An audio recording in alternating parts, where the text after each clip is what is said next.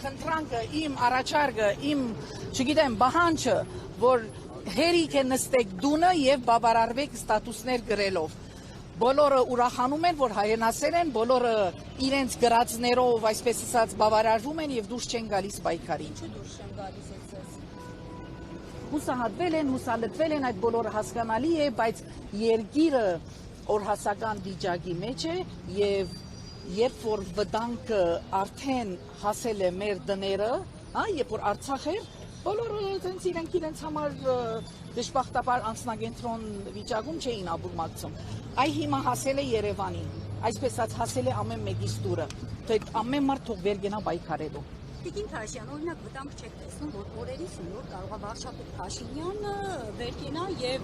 պահանջի կրոնափոխություն։ Ովքեր հիմա ընդունում են Նիկոլին կամ իրենց մեջ ուժ չեն գտնում պայքարելու, գուցե այդպես էլ անեն։ Ովքեր ամեն ինչին ենթարկվում են, ձեռք են սեղմում, այսպես ասած,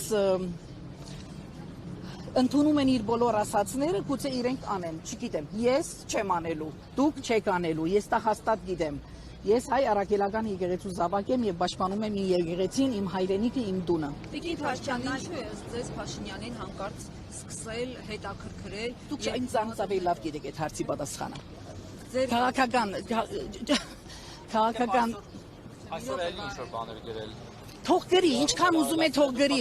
այնքան կգրի, մինչև որ ժողովուրդը դուրս գա։ Ժողովուրդը պիտի դուրս գա, որպեսզի այս բոլոր մանրուքները վերանան։ Բարձրապես ուզում է հրահարել, բարձրապես ուզում է նսեմացնել հայ եկեղեցին, իսկ եթե մենք ունենք արժանապատվություն, դուրս գանք պաշտպանելու մեր եկեղեցին, մեր տունը, հայրենիքը։ Իսկ հրահրումը այլ հետևանքներ կունենա, նկատի ունեմ քաղաքացիական շփումներ եւ այլն, հենց այդ միտումը հաշվի առնելով է այս քայլը արվում Փաշինյանի կողմից։ Չգիտեմ Փաշինյանը ինչ է մտածում, անշուշտ մենք կխուսափենք քաղաքացիական, որովհետև այս ամբողջ ծանր իրավիճակում մեր ցասումը, չգիտենք ինչպես արտահայտենք եւ թեկուզ փողոցում երկու վարորդ իրար հետ սկսում են գրվել, շատ վատ վերջանում է, որտեղ էներգետիկան այնքան վատ է, այնքան մարդիկ գերլարված վիճակում են, բայց միջոցը այդ բոլորից դուրս գալու միջոցը մեկն է։ Պիտի ձերբազատվենք Փաշինյանից, վերջ։ Փաշինյանից եւ իշխանությունից։ Միջոցը դա է, ասում եմ պիտի կրթենք։ Թող իրեն գրթի։ Փաշինյանի Իմ գրթությունը ինձ բավարար է։ Ես շարունակում եմ ամեն օր զարգանալ ճիշտ հայացքներով։ Թող ինքն էլ այդպես անի։ Այդ բոլորը սուտ, խանգարող, ընդհանուր վեկտորից շեղող, չգիտեմ, միջոցառումներ են, չգիտեմ ինչեր են։ Փաշինյանի կառավարության ներկայացուցիչները սկսեցին այս օրերին իրենց շեֆի, այսպես ասած,